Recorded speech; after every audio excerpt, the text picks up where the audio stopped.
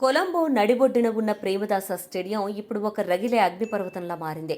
అటుపక్కన పాకిస్తాన్ తన స్పిన్ మాయాజాలంతో మన బ్యాటర్లను బంధించాలని చూస్తుంటే, ఇక్కడ మనవులు డిపెండింగ్ ఛాంపియన్ల గర్వంతో విర్రవీయకుండా ఉండాలని మాజీ కెప్టెన్ రోహిత్ శర్మ గట్టి హెచ్చరికలే జారీ చేశాడు.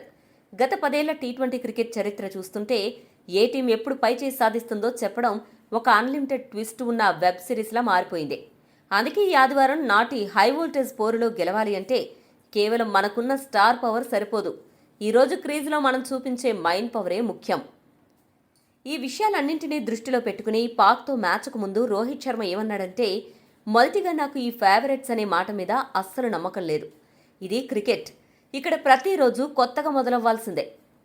గతం ఒక వెండి తెర మీద నడిచే పాత సినిమా లాంటిది. దాన్ని చూసి ఈరోజు పండగ చేసుకోలేం. ఈ మధ్యకాలంలో ప్రతి టీంకి టీ20 క్రికెట్లో బోలెడంత ఎక్స్పోజర్ వచ్చింది. అందుకే వెళ్ళగానే 2 పాయింట్లు మన జేబులో పడిపోతాయి అనుకోవడం ఒక లాజిక్ లేని ఆలోచన.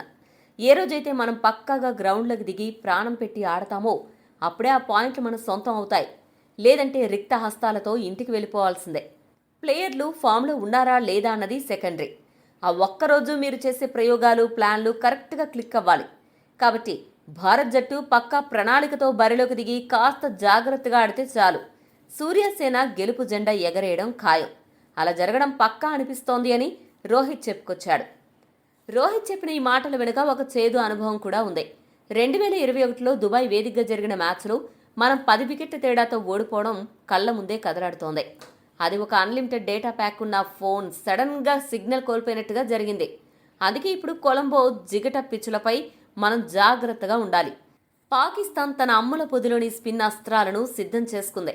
సయీమ్ అయూబ్, అబ్రార్ అహ్మద్ లాంటి స్పిన్నర్లు బంతిని కిర్రుమనే శబ్దంతో టర్న్ చేస్తుంటే మన బ్యాటర్లు తల తిరిగిన గాలిపటంలా అవుట్ అవ్వకుండా ఉండాలంటే ప్రతి బంతిని ఖచ్చితత్వంతో తూకం వేసి ఆడాలి. శ్రీలంక పిచ్చులపై బంతి ఆగి రావడం వల్ల మనం స్పిన్నర్ల మీద ఎదురుదాడి చేయడంలో తొందరపడకూడదు. బ్యాటింగ్ చేసేటప్పుడు ఒక్క వికెట్ పడినా అది సినిమా క్లైమాక్స్లో వచ్చే పవర్ కట్లా మన జోరును ఆపేస్తుంది. అందుకే వికెట్ల పతనాన్ని అడ్డుకుంటూ రన్ రేట్ను ఒక సిటీ బైపాస్ రోడ్డు మీద అర్ధరాత్రి నడిచే బండిలా స్మూత్గా తీసుకెళ్లాలి. రోహిత్ చెప్పినట్టు రికార్డులు 7-1గా మన వైపు ఉన్నా ఆ ఆదివారం మాత్రం పాత లెక్కలు పక్కన పెట్టి సరికొత్త విధ్వంసాన్ని సృష్టించాలి.